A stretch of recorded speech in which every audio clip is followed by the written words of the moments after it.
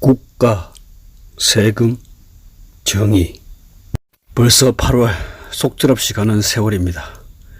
오늘이 상반기 재산세 납부 마감입니다. 한 푼도 내고 싶지 않지만 8월 첫날인 어제 울분을 삼키며 납부했습니다. 지난 1월 21일 이사를 한 이후 세금 폭탄으로 소위 눈탱이를 맞고 있습니다. 집값이 폭등한 것은 사실입니다만 정당한 경제활동이었고 집이라고는 달랑 한 채뿐입니다. 귀농 초기라 수입도 많지 않은 상황이니 수입보다 세금이 더 나갑니다.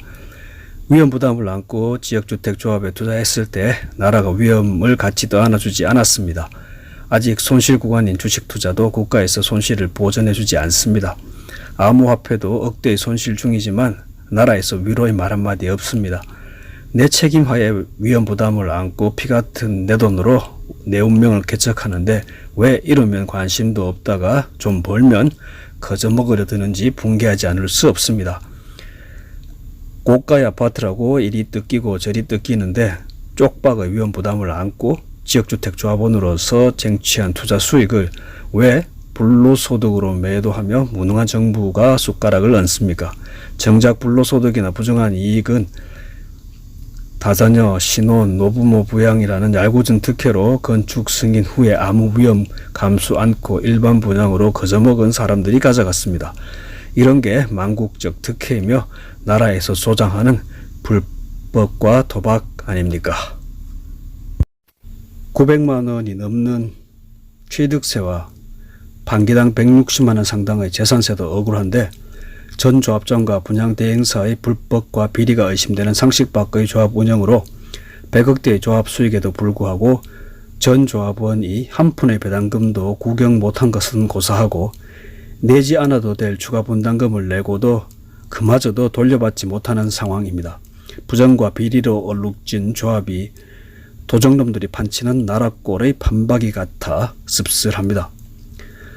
조합원들은 개인 사업자가 됐고 조합의 수익 중 일부에 대해 사업소득세를 종합소득 신고 및 납부해야 합니다. 평형대별로 조금 차이가 있지만 우리 집은 사업소득이 최소 6,700만 원입니다.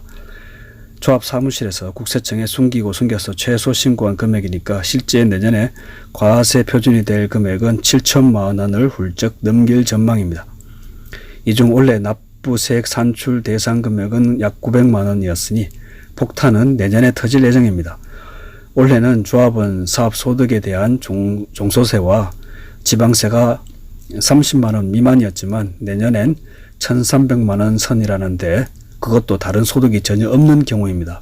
기가 막힙니다. 조합장과 대행사가 소위 먹튀하려고 조합해산 총회를 시도했으나 다행히 무산되고 지난 7월 22일 임시총회에서 새 조합장과 임원들이 선출되었습니다. 전쟁은 이제 시작입니다.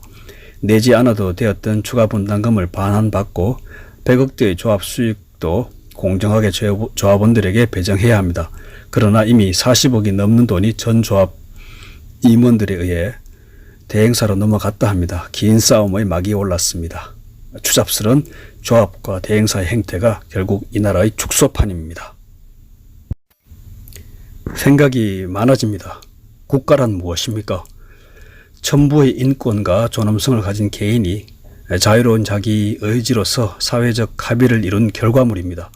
공동체의 구성원이 자기 결정권을 일부 양도하기로 한 사회계약에 따라 공동의 이익을 지키기 위해 탄생시킨 필요악이 바로 국가입니다.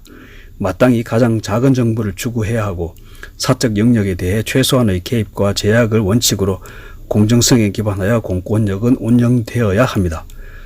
세금은 보건, 복지, 치안, 행정, 국방 등 다양한 국가 기능을 수행하기 위한 경비를 충당하는 중요한 수입원입니다.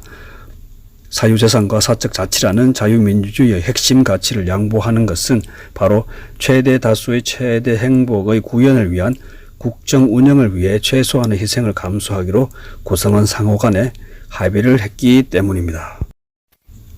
그러나 대중적 인기와 표 얻기에 환장한 무분별한 공무원 증언과 성급한 복지 확대를 위해 과도하고 불공정한 증세는 자유민주의 시장경제를 위협하는 독배입니다.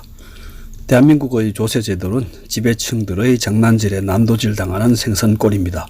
합당하지도 정의롭지도 않습니다. 국가 이름으로 공권력이라는 합법적 폭력으로 피땀 흘려 번 돈을 갈취하는 무능한 정권들이 권력 유지를 위해 폭죽놀이 같은 돈잔치를 벌이는 조세제도는 용납할 수 없습니다. 만국을 향해 가는 폭주기관차처럼 눈 감고 달리는 이 나라의 현실이 암담합니다. 종교인 과세를 통해 비상식적인 특혜의 성력을 없애야 합니다. 조세 정의의 확립에 나라의 운명이 걸렸습니다. 아울러 군인, 공무원, 사학연금 같은 불평등한 특혜로 혈세를 낭비하는 부당하고 불합리한 제도의 개선도 시급합니다. 대한민국 국민으로서 신성한 의무를 묵묵히 수행하는 이 땅의 주류에 대한 도를 넘는 역차별을 이제 멈추어야 합니다. 의무만 있고 권리를 보호받지 못하는 주류가 무너지는 나라의 미래는 없습니다. 사회적 약자에 대한 보호는 당연히 필요하지만 지금 이 땅에서는 주류인 보통 사람이 죄인이 되어야 하는 비정상이 정상으로 오도되고 있습니다.